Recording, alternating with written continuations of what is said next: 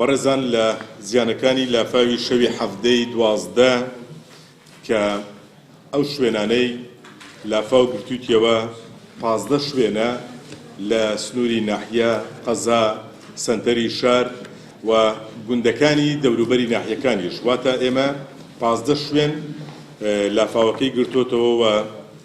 زیانە گیانیەکانیش وەکو ئامارە سەرەتاییەکان ڕامانگەیاند 12 کەس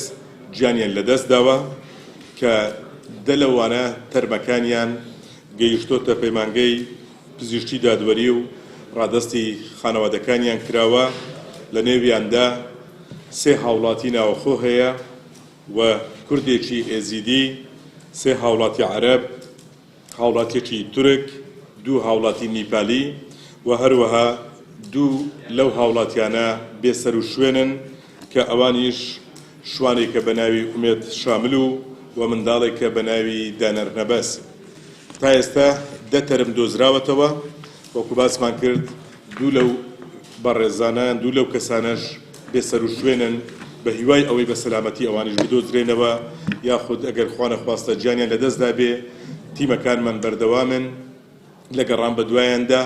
لەوەی کە تەرمەکانیان بدۆزرێتەوە بەداخەوە دوای ئەوەی کە زیانە گیانیەکانمان باس کرد زیانە مالیەکانیش لەبەرەوەی شوێنەکان زۆرە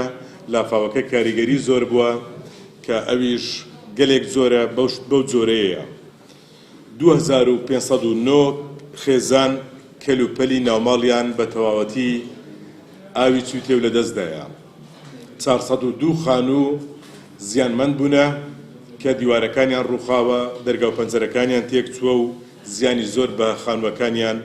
گەیشتووە 867 ئۆتۆمۆبیل زیانی بەبەرکەوتیە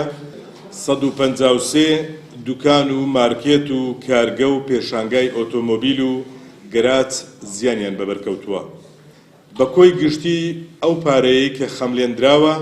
لە تەواوی زەرەر و زیانەکان 20 تا 21 ملیار دینار دەبێتن